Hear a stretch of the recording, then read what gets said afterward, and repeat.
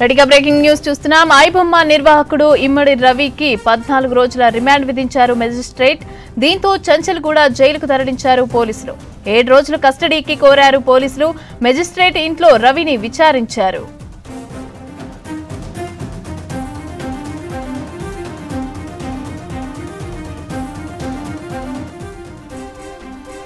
ఐబొమ్మ నిర్వాహకుడు ఇమ్మడి రవిని కుకట్పల్లిలో అరెస్టు చేశారు సిసిఎస్ పోలీసులు. నిన్న నెదర్లాండ్ నుంచి హైదరాబాద్ వచ్చాడు ఇమ్మడి రవి. కరేబియన్ దీవుల్లో ఉంటూ ఐబొమ్మ వెబ్సైట్ నిర్వహిస్తున్నాడు. వెబ్సైట్ నిండా తెలుగు సినిమాల పైరసీ, ఓటీటీ కంటెంట్ ఉంది. ఐబొమ్మపై తెలుగు సినీ నిర్మాతల ఫిర్యాదుతో దర్యాప్తు చేపట్టారు పోలీసులు.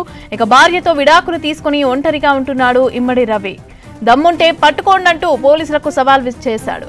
ఇక రవి అకౌంట్లో 2.5 కోట్ల నగదును ఫ్రీజ్ చేశారు పోలీసులు.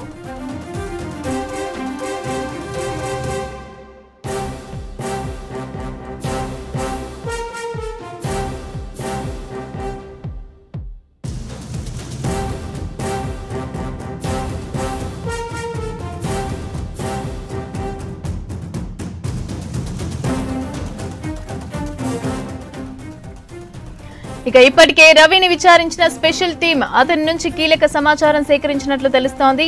ఐబొమ్మ సర్వర్, వెబ్సైట్లపైన ఆరా తీసినట్లు తెలుస్తోంది. ఇమ్మడి రవి వైజాగ్ కి చెందిన వ్యక్తిగా గుర్తించారు పోలీసులు. కుకట్పల్లిలోని ఆయన అపార్ట్మెంట్ లో భారీగా కంప్యూటర్లు, హార్డ్ డిస్క్లు స్వాధీనం చేసుకున్నారు. రవి వాడిన సర్వర్లను గుర్తించారు సైబర్ క్రైమ్ పోలీసులు. రెడీగా ఇదే అంశానికి సంబంధించి పూర్తి అప్డేట్స్ అనిల్ అందిస్తారు. అనిల్, చెప్పండి, ఐబొమ్మ నిర్వాహకుడు రవి రిమాండ్ కి సంబంధించిన అప్డేట్స్ ఏంటి?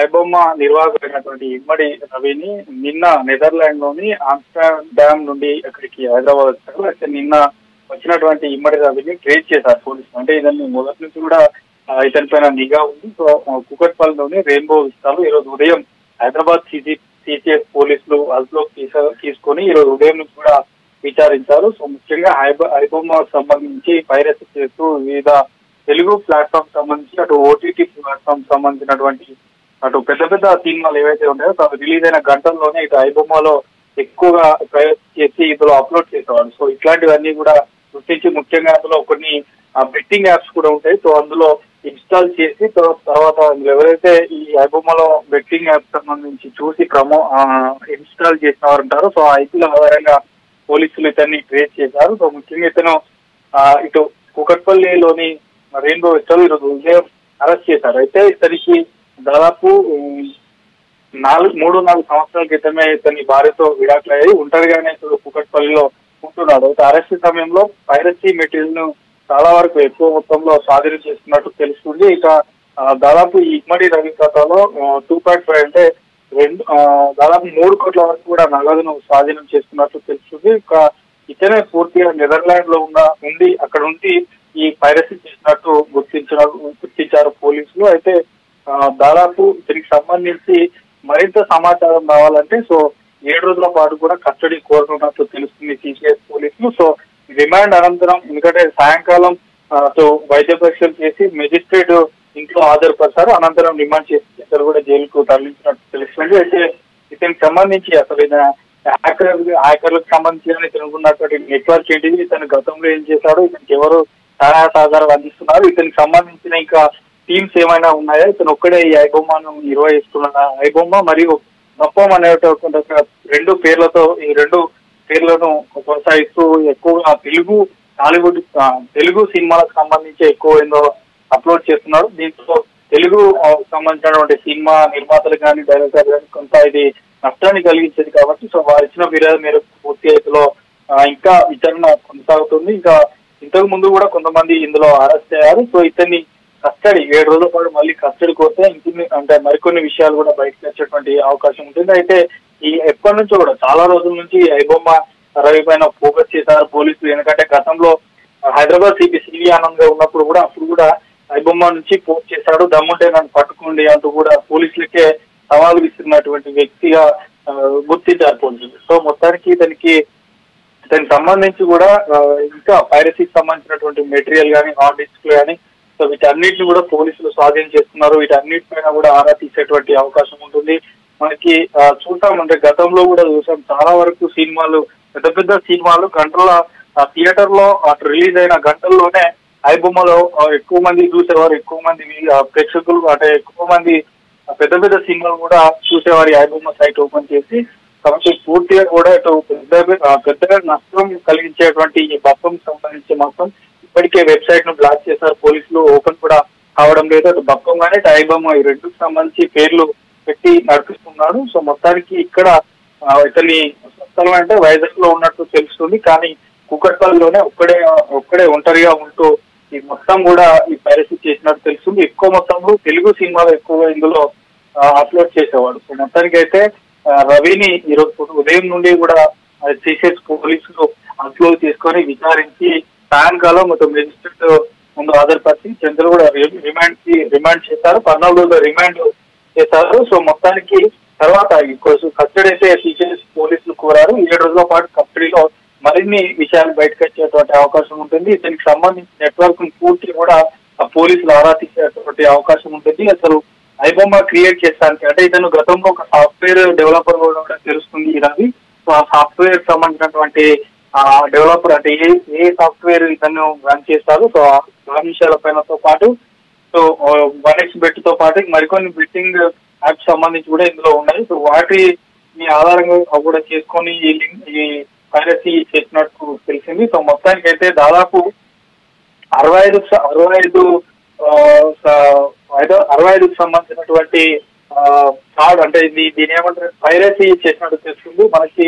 ఓవరాల్ గా మాత్రం ఇతను చేసినటువంటి అన్ని ఏమైతే ఈ ఏదైతే ఈ పైరసీ కాకుండా సో ఇంకేమైనా చేశాడా 65 పైరసీ వెబ్సైట్లే కాకుండా సో ఇంకేమైనా ఇతను ఇట్లాంటి పైరసీకి సంబంధించినటువంటి ఇంకేమైనా లింకులు ఉన్నాయా అన్నటువంటి విషయాన్ని కూడా పోలీసులు ఆరా తీయాలన్నారు. సో మొత్తానికి అయితే ఈరోజు ఉదయం నుంచి జరిగినటువంటి అతని నుంచి తీసుకున్నటువంటి సమాచారంలో మాత్రం ఓవరాల్ గా దాదాపు చాలా వరకు పైరసీ మెటీరియల్ నే స్వాధీనం చేసుకున్నట్లు తెలుస్తుంది. సో పక్కా సమాచారంతో ఇతనిపై ఎప్పటి నుంచో నిఘా ఉంది కాబట్టి నిన్న హైదరాబాద్ రాగానే ఈరోజు ఉదయాన్నే సిసిఎస్ పోలీసులు అయితే అరెస్ట్ చేశారు. Thank you Anil.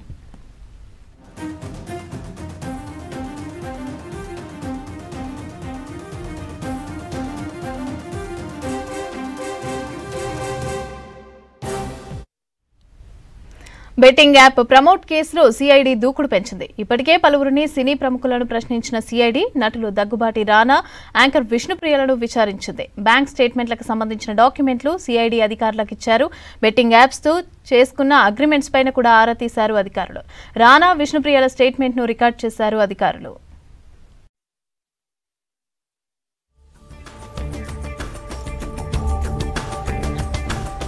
సోషల్ మీడియాలో బెట్టింగ్ యాప్ ప్రచారం చేయడంతో రాష్ట్రంలో చాలా మంది యువత మృతి చెందారు.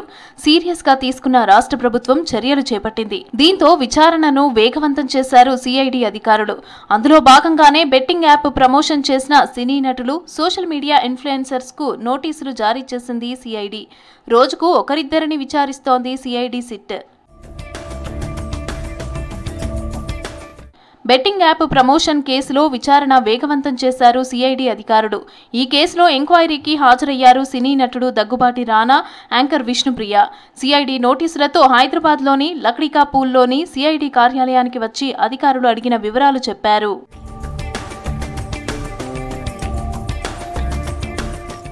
ఆన్లైన్ బెట్టింగ్ యాప్స్ ప్రమోషన్ చేసిన తరువాత వాటి మీద వచ్చిన లావాదేవీల వివరాలను అడిగి తెలుసుకున్నారు. ఆర్థిక లావాదేవీల డాక్యుమెంట్లు, బ్యాంక్ అకౌంట్స్ కి సంబంధించిన పేపర్లను సిఐడి అధికారులకు ఇచ్చారు దగ్గుబాటి రానా, విష్ణుప్రియలు. ఆర్థిక లావాదేవీలపైనే ఫోకస్ చేశారు సిట్ అధికారులు. ప్రమోషన్లకు డబ్బు ఎక్కడి నుంచి వచ్చింది, ఏ ఖాతాల్లో జమ అయిందని ఆరా తీశారు. హవాలా మార్గాల ద్వారా చెల్లింపులు జరిగాయా అని ఎంక్వైరీ చేశారు.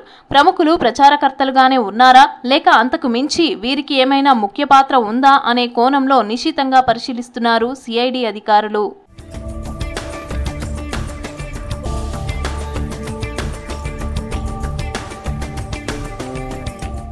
ఈ కేసులో దగ్గుబాటి రానా, విష్ణుప్రియలను వేర్వేరుగా ఎంక్వైరీ చేశారు.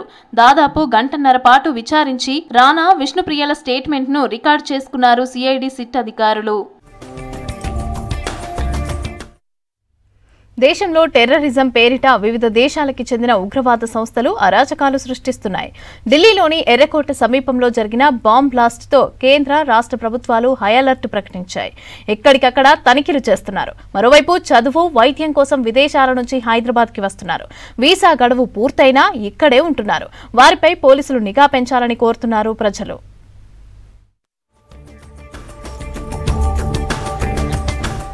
దేశంలో ఎక్కడ ఉగ్రవాద కార్యకలాపాలు జరిగినా ఆ కుట్రలకు సంబంధించిన మూలాలు హైదరాబాద్లో బయటపడుతున్నాయి. దేశంలో హై అలర్ట్ కొనసాగుతోంది. తనిఖీలు ముమ్మరం చేశారు పోలీసులు. ఇటీవల జమ్మూ కశ్మీర్ బాంబ్ బ్లాస్ట్ ను భగ్నం చేశారు. ఫరీదాబాద్లో పెద్ద మొత్తంలో పేలుడు పదార్థాలతో పాటు సామగ్రిని పోలీసులు స్వాధీనం చేసుకున్నారు. దేశంలో చాలా ప్రాంతాల్లో బాంబ్ బ్లాస్ట్లను చేసేందుకు టెర్రరిస్టులతో చేతులు కలిపిన కొందరు వైద్యులను పోలీసులు అదుపులోకి తీసుకున్నారు. హైదరాబాద్ కు చెందిన మొహియుద్దీన్ అందులో ఒకడు కావడంతో సిటీలో పోలీసులు హై అలర్ట్ ప్రకటించారు. వైట్ కాలర్ అఫెన్స్ చేసేవాళ్ళు, నార్కోటిక్ పెడలర్స్, ఇంకా ఏమి చెప్తావు అందరూ కూడా అక్కడ స్థావరాలు ఏర్పరచుకొని ఇక్కడే ఉండిపోతున్నారు. దాన్ని చెకింగ్ చేయడానికి వీలు కాకుండా పోతుంది. సపోజ్ ఓల్డ్ సిటీలో ఏదన్నా ఒక ఏరియాలో మనం ఎవరన్నా ఒక ఏరియాలో పోయి ఎవరన్నా నివసిస్తే వాళ్ళ ఇంటికి పోలీసులు పోయి తనిఖీ చేయడానికి వీలు కాని పరిస్థితి. ఎందుకంటే బుర్కాలో ఉంటారు కాబట్టి, ఘోషా పద్ధతి ఉంది కాబట్టి వాళ్ళని ముందు తలుపు తట్టి ఎవరన్నా ఒక లేడీ ఆఫీసర్ని లోపల పంపించి వాళ్ళు తలుపు తీస్తే తీసుకొని పోయి చూసేటప్పటికే వెనకదారిలో నుంచి వెళ్ళిపోతారు. హైదరాబాద్ లో వివిధ దేశాల నుంచి వచ్చే విదేశీయులు చాలా మంది విద్య, వైద్యం, ఉద్యోగం కోసం హైదరాబాద్ కు వస్తున్నారు. వీసా గడువు ముగిసిన తరువాత నగరంలో అక్రమంగా ఉంటున్నారు. బంగ్లాదేశ్, పాకిస్తాన్ల నుంచి వచ్చే వారితో పాటు ఆఫ్రికన్ కంట్రీస్ నుండి వచ్చే నైజీరియన్లు నేరాలలో పట్టుబడుతున్నారు.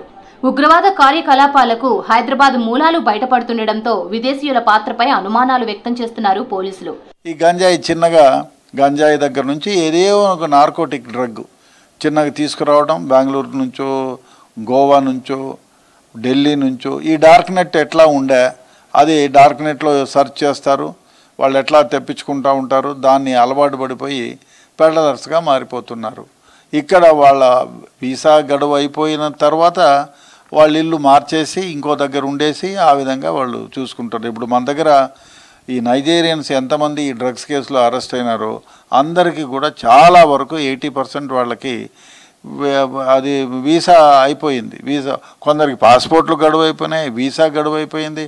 అదేవిధంగా గవర్నమెంట్కి కూడా పెద్ద ఇబ్బందికరమైన విషయం. హైదరాబాద్లోని టోలీ చౌకీ, అత్తాపూర్, తలాబ్ కట్ట, చాంద్రయాన్ గుట్టతో పాటు పలు ప్రాంతాల్లో వీసా గడువు పూర్తయిన వారు ఉన్నట్లు డ్రగ్స్ రవాణా కేసులలో గుర్తించారు పోలీసులు. నైజీరియన్లు బెంగళూరు, గోవాల నుంచి డ్రగ్స్ ను హైదరాబాద్ కు తరలిస్తూ పట్టుబడుతున్నారు.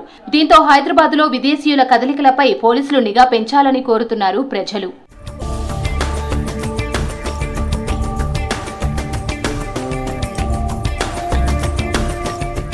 దేశంలో ఉగ్రవాద సంస్థల కార్యకలాపాలు జరుగుతున్న నేపథ్యంలో ప్రజలందరూ అలర్ట్గా ఉండాలని సూచిస్తున్నారు పోలీసులు. ఓల్డ్ సిటీ చత్రినాకాలో సైబర్ నేరాలపై అవగాహన కార్యక్రమం నిర్వహించారు పోలీసులు. ఇన్స్పెక్టర్ నాగేంద్ర ప్రసాద్ ఆధ్వర్యంలో శంషేర్ గంజ్లోని శారద విద్యాలయంలో సైబర్ నేరాలపై కార్యక్రమం ఏర్పాటు చేశారు. డీసీపీ స్నేహా మెహ్రా హాజరై సైబర్ క్రైమ్పై విద్యార్థులకు అవగాహన కల్పించారు. ఇక వాట్సాప్లో అదేవిధంగా ఇతర సోషల్ మీడియాలో వచ్చే లింకులు ఓపెన్ చేయొద్దని చెప్పారు. సైబర్ క్రైమ్ బారిన పడితే 1930కు ఫిర్యాదులు చేయాలని అన్నారు. విద్యార్థులతో కలిసి భారీ ర్యాలీ నిర్వహించారు పోలీసులు. కాలనీల్లో ఇంటింటికి వెళ్లి కరపత్రాలు పంచారు.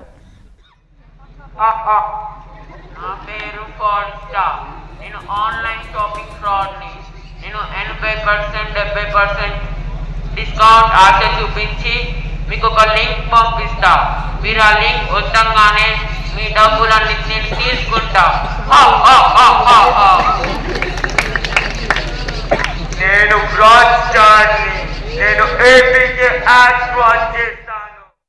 ఈ cyber awareness programme on the instructions of our commissioner of police Shri VC Sajjanar sir ఈ సాటర్డే రోజు ఏర్పాటు చేయడం జరిగింది. ఇప్పటి నుంచి ప్రతి సాటర్డే, శనివారం, మంగళవారం, ట్యూస్డే ఈ సైబర్ అవేర్నెస్ ప్రోగ్రామ్ అన్ని స్కూల్స్లో కానీ, కమ్యూనిటీస్లో కానీ, లొకేషన్స్లో కానీ మనము కంటిన్యూ చేస్తాము. ఇప్పుడు సైబర్ నేరాలు చాలా ఎక్కువ జరుగుతున్నాయి. క్రోర్స్ ఆఫ్ రూపీస్ మన జనరల్ పబ్లిక్ దానికి లాసెస్ అవుతున్నాయి. దానికి వేరియేషన్స్ కూడా ఎమోస్ కూడా చాలా రకరకాల వచ్చినాయి. కాబట్టి అందరికీ వాళ్ళ గురించి క్రైమ్స్ గురించి అవగాహన చేయడానికి, వెదర్ ఇట్ ఈస్ లేటెస్ట్ ఈ డిజిటల్ అరెస్ట్ ఉంటే, ఇన్వెస్ట్మెంట్ ఫ్రాడ్స్ ఉంటే, ట్రేడింగ్ ఫ్రాడ్స్ ఉంటే, ఇంకా ఆన్లైన్ బెట్టింగ్ స్కామ్స్ ఉంటే అందరికీ ఈరోజు చెప్పడం జరిగింది. చాలా మంచిగా స్టూడెంట్స్ కూడా దాంట్లో పార్టిసిపేట్ చేశారు. మన ఏసీపీ చత్రినాక గారు ఒక సైబర్ నేరాల మీద 2 సాంగ్స్ కూడా రిలీజ్ చేశారు. సో ఇప్పటి నుంచి ప్రతి చోట్లో ఎవ్రీ సాటర్డే అండ్ ట్యూస్డే ఈ ప్రోగ్రామ్స్ కండక్ట్ చేస్తాము. పబ్లిక్ నుంచి వాలంటీర్స్ ఈ సైబర్ సింబాలో రిజిస్టర్ అయ్యి కమ్యూనిటీలో ఆ మెసేజ్ స్ప్రెడ్ చేయాలి. ఇవన్నీ సైబర్ క్రైమ్స్ ఏమేమి ఉంటాయి వాళ్ళ గురించి అందరికీ అవగాహన ఇవ్వాలి. అండ్ ఈ ప్రోగ్రామ్ మన సౌత్ జోన్లో చాలా సక్సెస్గా కండక్ట్ చేస్తాము. అందరికీ ఈ ఏరియా 0 సైబర్ క్రైమ్ ఏరియా లాగా అచీవ్ చేయడానికి ఈరోజు మనము ఒక ప్లేజ్ లాగా తీసుకుంటాం. And we will ensure that not just South Zone but Hyderabad and India in future become cyber free. And Medchal జిల్లా బోడుప్పల్లోని సుద్దకుంట చెరువు పరిసర ప్రాంతాలను పరిశీలించారు హైడ్రా కమిషనర్ రంగనాథ్. సుద్దకుంట చెరువు FTL పేరుతో HMDA మున్సిపల్ అధికారులు తమ ఇండ్లకు మార్కింగ్ చేసి భయపెడుతున్నారంటూ స్థానికులు రంగనాథ్కు ఫిర్యాదు చేశారు. దీంతో ఆ ప్రాంతాన్ని పరిశీలించిన రంగనాథ్ ఇళ్లపై మార్కింగ్ చూసి ఆగ్రహం వ్యక్తం చేశారు. అక్రమంగా ఇళ్లపై మార్కింగ్ వేసిన అధికారులపై చర్యలు తీసుకోవాలని ఉన్నతాధికారులకు సిఫారసు చేశారు రంగనాథ్. ఇక 30 ఏళ్ల పాత ఇళ్ల జోలికి హైడ్రా వెళ్లదన్నారు. పాత డ్రాఫ్ట్ నోటిఫికేషన్ ప్రకారమే చెరువు హద్దులు ఉంటాయని స్థానికులకు హామీ ఇచ్చారు కమిషనర్ రంగనాథ్.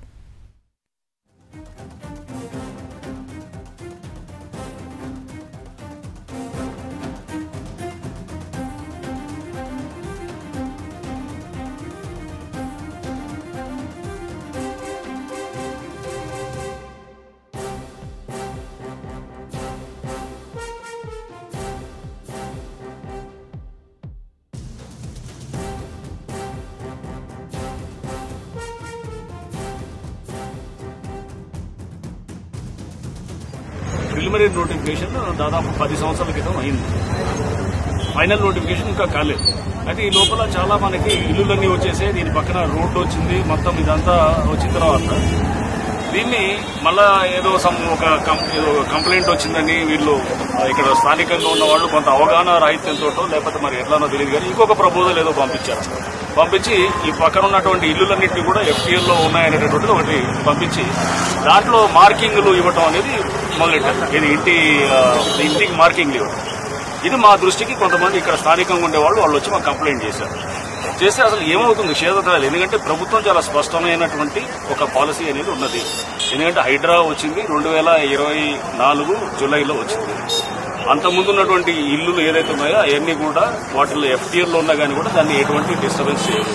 ఈ మార్కింగ్లు ఇవ్వటాలు ఇవన్నీ ఏమవుతుంది అసలు ఏం జరుగుతుంది కింద క్షేత్రాలు తెలుసుకోవడానికి ఇక్కడికి వచ్చినప్పుడు ఇక్కడ అర్థమైంది ఏంటంటే వీళ్ళు కొంత కన్ఫ్యూజన్ తోటి అంటే అవగాహన లేకపోవడంతో FTL దీన్ని ఎక్స్టెండ్ చేస్తూ దాంట్లో ఆల్రెడీ 35 ఏళ్ల క్రితం కట్టుకున్న ఇల్లుల్ని కూడా వాళ్ళు మార్క్ చేస్తూ ఈ చేసేటప్పుడు డెఫినెట్ గా కొంత డౌట్ వచ్చింది మనకి. ఏదైతే హైడ్రా పేరు చెప్పి వీళ్ళు కింద ఏమన్నా వసూల్లోకి తెరలేపుతున్నారా ఇది అనేటటువంటి డౌట్ తోటే నేను ఇక్కడికి రావడానికి వచ్చేసి దాన్ని చెక్ చేసినప్పుడు అది మార్కింగ్ ఇచ్చిన దాన్ని చూసిన తర్వాత అది ఎటువంటి పరిస్థితుల్లో అట్లా మార్కింగ్ చేయకూడదు అండ్ ఇల్లుల్ని చేయకూడదు. అండ్ మోర్ ఓవర్ FTL అనేది పాత ప్రిలిమినరీ నోటిఫికేషన్ ఏదైతే ఉందో చెరువుకి యువతలో ఉన్నదానికి దానికి స్వతంత్ర సమరయోధుడు లహూజీ సాల్వే జయంతిని రాష్ట్రీయ స్వతంత్ర సంకల్ప దివాస్గా ప్రకటించాలని మాంగ్ సమాజ్ డిమాండ్ చేసింది. ఇక హైదరాబాద్ రవీంద్ర భారతిలో లహూజీ రఘోజీ సాల్వే 231వ జయంతి వేడుకలను మాంగ్ సమాజ్ ఆధ్వర్యంలో ఘనంగా నిర్వహించారు.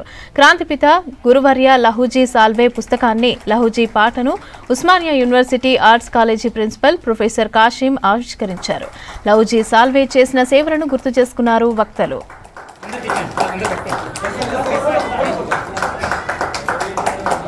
చేసిన పోరాటం చరిత్రలో రికార్డు కాలేదు, ప్రభుత్వం పట్టించుకోలేదు, ఆయనకు సంబంధించిన ఉత్సవాలు దేశవ్యాప్తంగా జరగటం లేదు. అందుకే తులసి చేసిన ఈ ప్రయత్నం ఒక వీరుణ్ణి ఈ తెలుగు ప్రపంచానికి పరిచయం చేశాడు. ఇది మన బాధ్యత. మన తాతలు ముత్తాతలు చేసిన పోరాటం అపూర్వమైన పోరాటం, అద్వితీయమైన పోరాటం. ఆ పోరాటం కనుమరుగైపోయింది.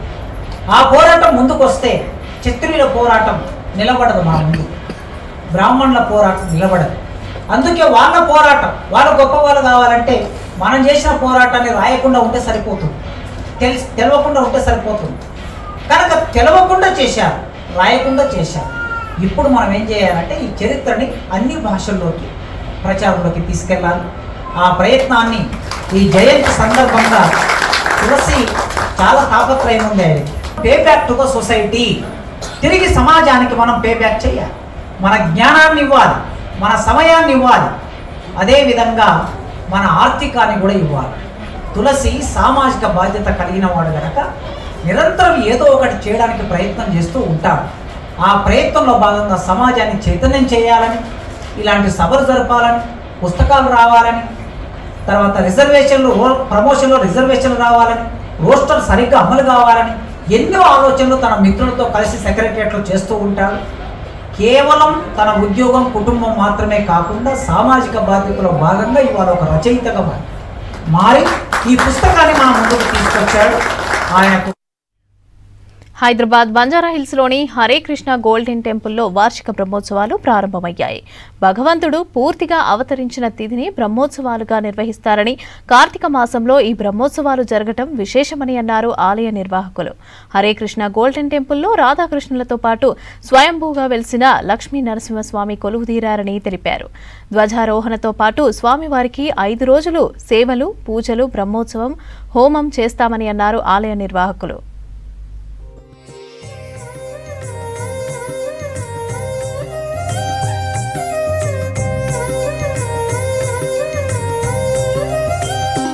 చాలా వైభవంగా వార్షిక బ్రహ్మోత్సవాలు అనేవి ప్రారంభమయ్యి జరుగుతున్నాయి. నిన్నటి రోజున అంకురార్పణతో ఈ బ్రహ్మోత్సవాలు అనేవి ప్రారంభమయ్యాయి. ఆగమ శాస్త్రాల ప్రకారము ప్రతి వైష్ణవ దేవాలయాల్లో ఈ బ్రహ్మోత్సవాలను నిర్వహిస్తారు. చాలా కాలం క్రితం సాక్షాత్తు బ్రహ్మదేవుడే ఆ శ్రీనివాసుడి యొక్క అతిపెద్ద ఉత్సవాలను చేయడంతో ఈ ఉత్సవాలకు బ్రహ్మోత్సవము అని పేరు మాట. సాధారణంగా బ్రహ్మోత్సవాలు ఒక దేవస్థానపు ఉత్సవాల్లో చాలా ప్రముఖంగా చేయబడతాయి. కొన్ని దేవస్థానాలు 5 రోజులు, కొన్ని దేవస్థానాలు 9 రోజులు, కొన్ని ఒక నెల పాటు కూడా ఈ ఉత్సవాలు చేస్తుంటారన్నమాట. సో ఆ శాస్త్ర విధి ప్రకారము ఇక్కడ గోల్డెన్ టెంపుల్లో కూడా భగవంతుడు ఈ అర్చామూర్తిగా అవతరించిన ఆ తిథినే మేము బ్రహ్మోత్సవాలుగా సెలబ్రేట్ చేసుకుంటున్నాం. అంటే దేవస్థానంలో ఉండే విగ్రహాల యొక్క ప్రతిష్ఠ రోజున ప్రతి సంవత్సరం కూడా ఈ బ్రహ్మోత్సవాలను మేము నిర్వహిస్తున్నాం. కార్తీక మాసంలో ఈ ఉత్సవాలు జరగడం అనేది చాలా విశేషము. సో ఇక్కడ హరే కృష్ణ గోల్డెన్ టెంపుల్లో రాధా గోవిందులు మరియు స్వయంభూ శ్రీ లక్ష్మీ నరసింహస్వామి వారు వెలసి ఉన్నారు. సో వారికి ఈ బ్రహ్మోత్సవాలలో అనేకానేక సేవలు రంగరంగ వైభవంగా మేము ఏర్పాటు చేస్తున్నామన్నమాట. ఇంటర్నేషనల్ చిల్డ్రన్స్ డే సందర్భంగా హైదరాబాద్లో అంతర్జాతీయ ఫిల్మ్ ఫెస్టివల్ ప్రారంభమైంది. పిల్లల్లో సృజనాత్మకత, భావోద్వేగ బలాన్ని పెంపొందించడంలో భాగంగా బంజారాహిల్స్లో ASFI FF 2025 సహకారంతో ఈ ఫెస్టివల్ను నిర్వహిస్తున్నారు. సినిమాటోగ్రాఫర్ సెంథిల్ కుమార్ ఈ ఫెస్టివల్ని ప్రారంభించారు. ఈవెంట్ ఈ నెల 30వ తేదీ వరకు జరగనుందని తెలిపారు నిర్వాహకులు. 20 దేశాల నుంచి ఎంపిక చేసిన అవార్డులు అందుకుంటున్న 100 చిల్డ్రన్ సినిమాలను ప్రదర్శిస్తామని తెలిపారు. దీంతో పాటు ఇంటరాక్టివ్ సెషన్స్, అదేవిధంగా వర్క్ షాప్స్ ను కూడా నిర్వహిస్తామని తెలిపారు.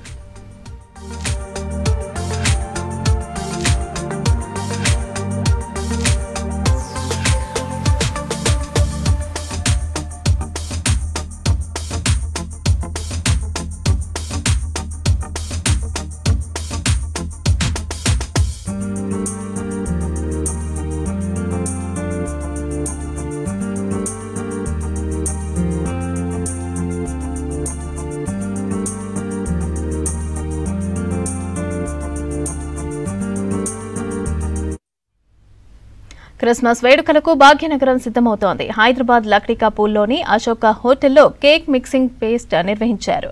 ఇక వివిధ రకాల డ్రై ఫ్రూట్స్, ఆల్కహాల్ కలిపి హోటల్ సిబ్బందితో కలిసి కేక్ మిక్సింగ్ చేశారు డాక్టర్ తేజస్విని రెడ్డి. హోటల్ సిబ్బంది పోటీపడి కేక్ మిక్స్ చేశారు. ఈ కేక్ మిక్సింగ్ ను డిసెంబర్ 2వ వారం వరకు నానబెట్టి కేక్ తయారీని ప్రారంభిస్తామని తెలిపారు hotel vice president Javed.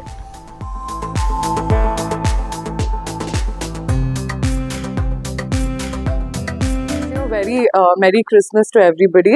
Every year మేము ఈ కేక్ మిక్సింగ్ సెరమనీ అనేది అశోక హోటల్లో చాలా మందితో కలిపి చేసుకుంటాము, మా స్టాఫ్ అందరము. సో 40 days ఫర్మెంట్ చేస్తాం ఈ కేక్ అనేది. దీనివల్ల it's gonna taste very nice.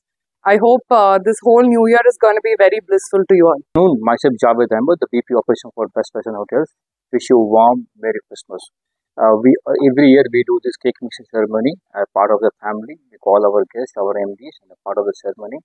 We ferment the cake for almost 40 days so that the cake gets fermented and it came out very well, and we give this cake to our regular guests.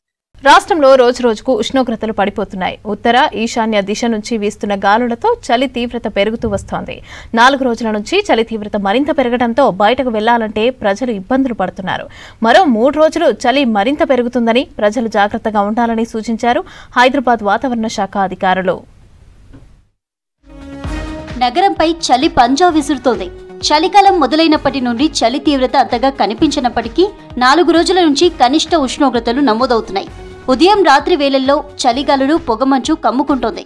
ఉత్తర తెలంగాణ జిల్లాల్లో 10 నుంచి 12 డిగ్రీల కనిష్ట ఉష్ణోగ్రతలు నమోదవుతుండటంతో yellow alert జారీ చేశారు వాతావరణ శాఖ అధికారులు.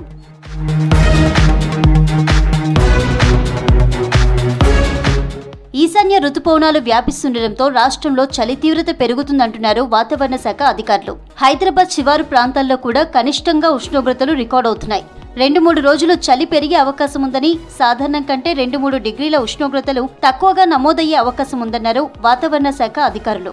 2 రోజులు ఈ యొక్క కనిష్ట ఉష్ణోగ్రతలు 2 నుంచి 3 డిగ్రీలు తగ్గినప్పటికీ కూడా 2 రోజులు మాత్రం సాధారణ స్థాయిలోనే ఉష్ణ తీవ్రత కనిష్ట ఉష్ణోగ్రతలు కానీ గరిష్ట ఉష్ణోగ్రతలు కూడా కొనసాగే అవకాశం కూడా కనిపిస్తుంది. ఇప్పటికే పొడిబారిన వాతావరణం కూడా మనం తెలంగాణలో రానున్న 7 రోజులు కొనసాగినప్పటికీ కూడా ఒక విధంగా ఈ రోజు కూడా చూసుకున్నట్లయితే ఒక ఉత్తర తెలంగాణ మినహాయించి మిగిలిన చోట్లంతా కూడా సగటు స్థాయిలోనే ఈ యొక్క కనిష్ట ఉష్ణోగ్రతలు అనేవి నమోదవుతున్నాయి.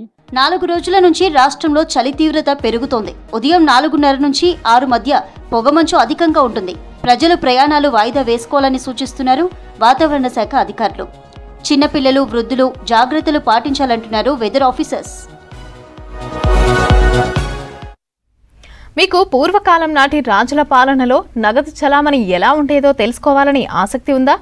పాతకాలం వస్తువులు, నాణాలు, కరెన్సీ, స్టాంపులు దాచుకునే అలవాటుందా? అయితే హైపెక్స్ 2025 మీకు సరైన వేదిక.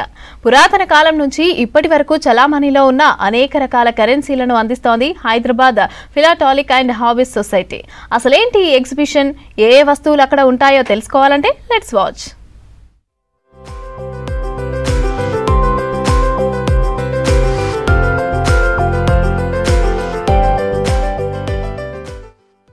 నేటి తరానికి ఈ కాలంలో కరెన్సీ, నాణేల గురించి తెలుసు. అదే పురాతన కాలంలో నగదు ఎలా ఉండేది, ఏ దేశాల వారు మన దేశంతో వ్యాపారం చేశారని తెలుసుకోవాలని ఆసక్తి చాలా మందికి ఉంటుంది. అలాంటి వారి కోసమే ఈ హైపెక్స్ 2025. పూర్వకాలం నుంచి అనేక మంది రాజులు భారత్ను పరిపాలించారు. ఆ రాజుల కాలంలో నగదు ఎలా చలామణిలో ఉండేది కళ్లకు కట్టినట్లు చూపిస్తున్నారు హైదరాబాద్ ఫిలాటాలిక్ అండ్ హాబీస్ సొసైటీ నిర్వాహకులు.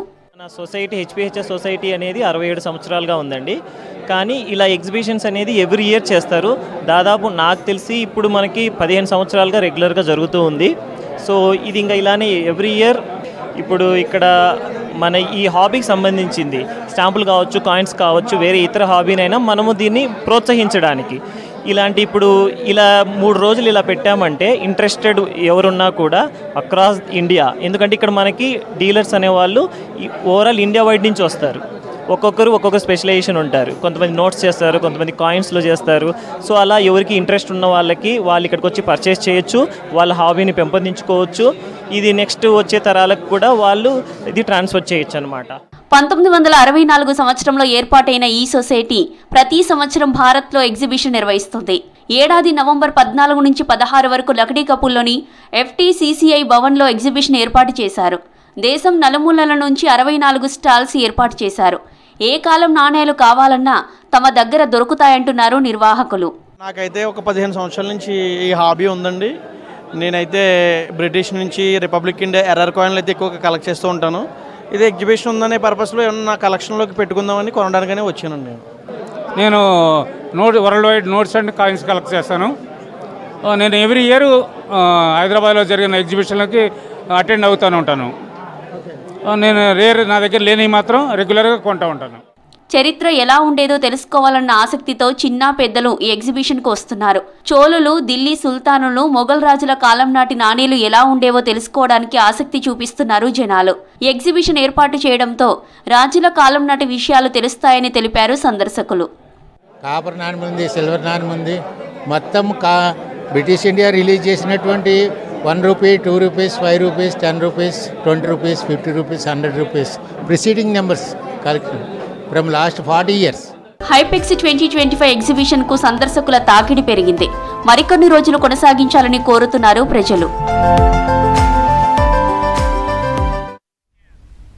42% రిజర్వేషన్ల సాధన కోసం ఏర్పడిన బీసీ జేఏసీలో చీలికలు లేవని అన్నారు ఎంపీ ఆర్ కృష్ణయ్య.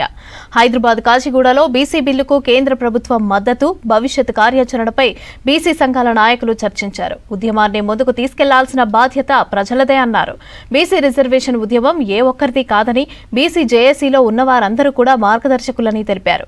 బీసీ రిజర్వేషన్ల సమస్య పరిష్కారం కావాలంటే కేంద్ర ప్రభుత్వం రాజ్యాంగాన్ని సవరణ చేయాలని అన్నారు ఆర్ కృష్ణయ్య. ఒకటి హైకోర్టు జడ్జిమెంటు, సుప్రీంకోర్టు జడ్జిమెంటు ఎంతవరకు అంతవరకు గట్టిగా వాదించుదాం. గెలిస్తే హైకోర్టు గెలిస్తే సాపి వెళ్ళిపోతాం, ఇంకా లేదంటే సుప్రీంకోర్టు దాకా పోయి కూడా కొట్లాడదాం.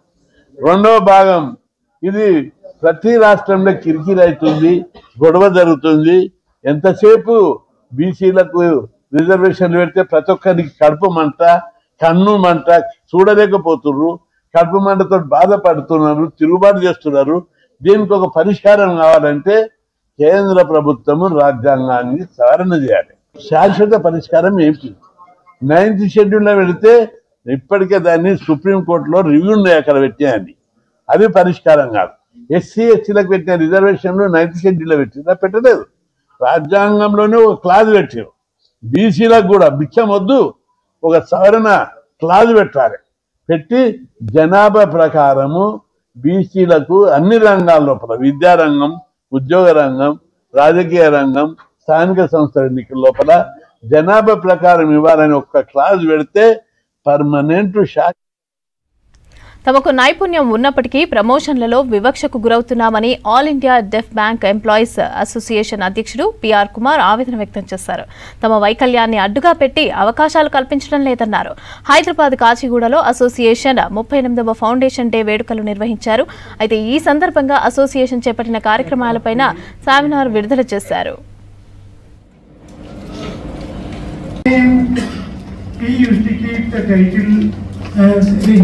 కొంచెం పెరగాలని చెప్పేసి,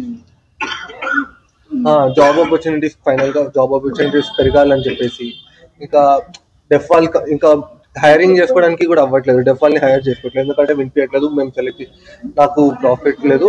నార్మల్గా హాఫ్ వినిపించే వాళ్ళకి సెలెక్ట్ చేస్తాం, వేరే వాళ్ళని సెలెక్ట్ చేస్తాం. అండ్ ఏమైనా ప్రమోషన్స్, వీళ్ళు ఏంటంటే 15 years నుంచి క్లర్క్ పొజిషన్లోనే ఉంటారు. సో అది కొంచెం ప్రమోషన్స్ కోసం ఏమన్నా లైక్ వాళ్ళకి నాలెడ్జ్ ఉంది, స్కిల్స్ ఉన్న కొంచెం ప్రమోషన్స్ కోసం రిక్వెస్ట్ చేస్తాం. చాలా సార్లు అడిగారంట డెఫ్ వాళ్ళని చెప్పేసి, వాళ్ళకి ఏం ఎక్కువ స్టడీస్ లేదు, so we can't give you, అంటే మేము ఇయ్యలేమో ఇచ్చేద్దామో, ఎందుకంటే మీరు ఎక్కువ చదువుకోలేదు, వాళ్ళకి కొంచెమైనా వినిపిస్తుంది అన్నట్టు చెప్పారు. ముందు ఏంటంటే స్పెషల్ కేటగిరీ కూడా తీసుకుంటుండే, అప్పుడు ఏంటంటే నార్మల్ వాళ్ళతో కూర్చొని వర్క్ చేయొచ్చు. వీళ్ళు స్పెషల్ కేటగిరీ అని చెప్పేసి, కానీ వాళ్ళకి ఏం వినిపించకపోయినా వాళ్ళు he used to keep the title as rehabilitation.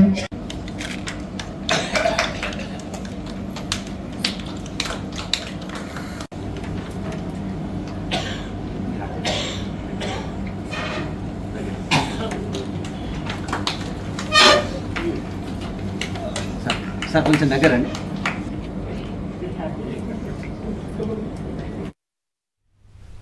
Kashmir పర్వత ప్రాంతాలకు మాత్రమే పరిమితమైన అత్యంత విలువైన కుంకుమ పువ్వు సాగు తెలంగాణలోనూ సాధ్యమైందని హార్టికల్చర్ వర్సిటీ శాస్త్రవేత్తలు ప్రయోగాత్మకంగా నిరూపించారు. ఏరోఫోనిక్ పద్ధతిలో నియంత్రిత వాతావరణంలో ఈ ఖరీదైన పంటను పండించడం ద్వారా రాష్ట్ర రైతులకు కొత్త అవకాశాలను సృష్టించారు. నాబార్డ్ ఆర్థిక సహకారంతో వనపర్తి జిల్లాలోని మోజర్లా హార్టికల్చర్ కాలేజీలో చేపట్టిన ఈ ప్రాజెక్టు 2 నెలల్లోనే ఫలితాలను ఇచ్చింది. దీంతో ఆసక్తి ఉన్న రైతులకు సాఫ్రాన్ సాగుపైన శిక్షణ ఇవ్వాలని ప్లాన్ చేస్తున్నారు శాస్త్రవేత్తలు.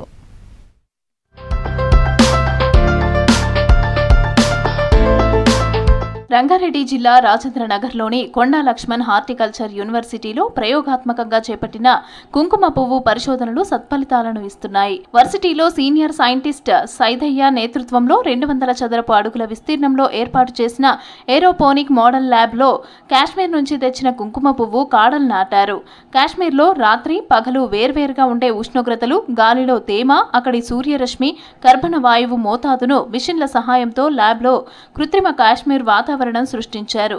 మొబైల్ యాప్ ద్వారా ఉష్ణోగ్రత, కాంతి, తేమలను నియంత్రిస్తూ సాగు చేశారు. ఫలితంగా మొక్కలు మొలిచి పూలు వికసించాయి. దిగుబడి, నాణ్యత రెండూ అధిక స్థాయిలో వచ్చాయని తెలిపారు హార్టికల్చర్ సైంటిస్టులు.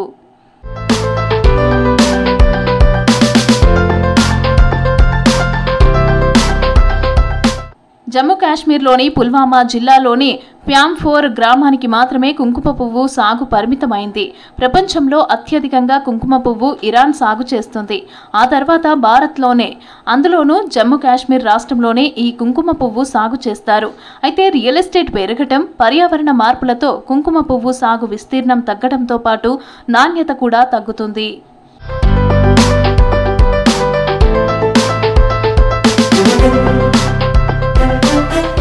కొండా లక్ష్మణ్ హార్టికల్చర్ యూనివర్సిటీలో కుంకుమ పువ్వు సాగు ప్రయోగం విజయవంతం కావడంతో తెలంగాణలోనూ సాఫ్రాన్ కల్టివేషన్ మార్గం సుగమమైందని చెబుతున్నారు శాస్త్రవేత్తలు.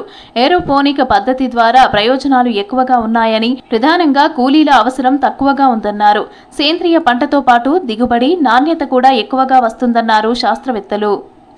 ప్రపంచవ్యాప్తంగా అత్యంత విలువ కలిగిన పంటల్లో కుంకుమ పువ్వు ఒకటి, ఇంగ్లీష్లో సాఫ్రాన్ అంటాము. ఇరేడియేసి ఫ్యామిలీకి చెందిన పంట. అయితే ప్రపంచవ్యాప్తంగా దీనికి మేలైన డిమాండ్ ఉంది, అత్యధిక డిమాండ్ ఉంది. బట్ ప్రపంచవ్యాప్తంగా చూసినట్టయితే ఇరాన్ దేశంలో 90% పైగా కుంకుమ పువ్వు కేవలం ఇరాన్ దేశంలో మాత్రమే పండుతుంది. ఆ తర్వాత భారతదేశం, అలాగే ఆఫ్ఘనిస్తాన్, ఇంకా చిన్న చిన్న మొరాకో లాంటి దేశాల్లో కూడా పండుతున్నాయి. అయితే భారతదేశానికి వచ్చే వరకల్లా మొత్తం అన్ని రాష్ట్రాల్లో కలిపి కేవలం జమ్మూ కాశ్మీర్ ప్రాంతంలో మాత్రమే ఈ కుంకుమ పువ్వు సాగు అవుతుంది. అది కూడా సాంప్రదాయకంగా సాగు అవుతుంది. పుల్వామా జిల్లాలో ఒక ప్రత్యేకమైన గ్రామం ఉంది, ప్యాంపోర్ అనే ఒక గ్రామం ఉంది. ఆ గ్రామంలో ఇంతకుముందు 1000 ఎకరాల్లో సాగులో ఉండేది ఇటీవల వచ్చిన పర్యావరణ మార్పులతో పంట దెబ్బతినడం, చీడపీడలు పెరగడం, అలాగే రియల్ ఎస్టేట్ పెరగడంతో అక్కడున్న సాంప్రదాయకంగా సాగు తగ్గిపోయింది. కాకపోతే వేరే రాష్ట్రాల విస్తీర్ణం ఈ కుంకుమ పువ్వు విస్తరించడానికి అవకాశాల కంటే అవరోధాలు ఎక్కువగా ఉన్నాయి. ఎందుకంటే జమ్మూ కాశ్మీర్ ప్యాంపోర్ గ్రామంలో ఉన్న ఉష్ణోగ్రత అయితే, గాలిలో తేమ, ఇవన్నీ కూడా చాలా ఎక్కువ కావాలి. చలి వాతావరణం కావాలి. పూర్తి చల్లని వాతావరణంలో మాత్రమే కుంకుమ పువ్వు సాగు అవుతుంది. అలాగే గాలిలో తేమ కనీసం 70% నుంచి 80% దాకా ఉండాలి. కానీ డిమాండ్ బాగా ఉంది. అలాగే ఈ మెడిసిన్స్ అంటే యాంగ్జైటీ తగ్గించే, ఒత్తిడి తగ్గించే మందులలో ప్రధానంగా ఈ యాంటీ ఆక్సిడెంట్ ఎక్కువగా ఉండడం వల్ల కుంకుమ పువ్వును వాడుతున్నారు. అలాగే అనేక ఔషధాలలో సైతం ఈ కుంకుమ పువ్వును వాడుతున్నారు. నాబార్డు సహకారంతో కాశ్మీర్ వాతావరణాన్ని కృత్రిమంగా సృష్టించి కుంకుమ పువ్వులను పండించామని చెప్పారు సైంటిస్ట్ సైదయ్య. గాలిలో తేమ పరిస్థితులను ప్రయోగశాలలో కల్పించి కుంకుమ పువ్వు పండించామన్నారు. దిగుబడి, నాణ్యత రెండూ ఉత్తమంగా ఉన్నాయని, ఆసక్తి ఉన్నవారు వచ్చి వివరాలు తెలుసుకోవచ్చన్నారు సైదయ్య. డిమాండ్కు తగ్గ సప్లై లేని నేపథ్యంలో ఏమైనా సంప్రదాయ సాగుకు ప్రత్యామ్నాయంగా రైతులకు కానీ, లేకపోతే ఔత్సాహికులకు కానీ, అలాగే ఇండస్ట్రీలుగా అంటే పారిశ్రామికవేత్తలు కానీ సొంతంగా వీటిని సాగు చేసుకోవచ్చా అన్న ప్రశ్న ఉత్పన్నమైనప్పుడు ల్యాబొరేటరీలో ఎందుకు మనము వీటిని సాగు చేయలేము అన్న ఒక ఆలోచన వచ్చినప్పుడు ఏరోపోనిక్ పద్ధతిలో ఈ కుంకుమ పువ్వు సాగు స్టాండర్డైజ్ చేయడానికి ముందుగా మాకు వాళ్ళు సాంకేతికంగా ఒక డాక్యుమెంట్ తయారు చేసి ఇవ్వమన్నారు. ఆ నేపథ్యంలో మేము ఈ కుంకుమ పువ్వుపై ప్రత్యేకమైన పరిశోధనలు చేపట్టాము. శ్రీ కొండా లక్ష్మణ్ తెలంగాణ రాష్ట్ర ఉద్యాన విశ్వవిద్యాలయంలో వనపర్తి జిల్లాలోని మోజెల్లా ఉద్యాన కళాశాలలో ప్రత్యేకమైన ల్యాబ్ ఏర్పాటు చేశాము. రాష్ట్ర రైతులకు కొత్త రకాల పంటలు అందించేందుకు హార్టికల్చర్ యూనివర్సిటీ నిరంతరం పరిశోధనలు చేస్తోందని తెలిపారు horticulture university vice chancellor Rajireddy. Pilot ప్రాజెక్టులో భాగంగా కుంకుమ పువ్వును సాగు చేస్తామన్నారు.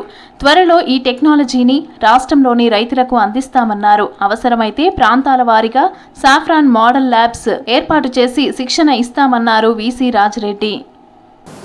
మూలధరలలో మేము గత 1-2 సంవత్సరాల నుంచి దానిపైన పరిశోధనలు చేసి ఒక క్రాప్ సక్సెస్ఫుల్గా మేము తీయటం జరిగింది.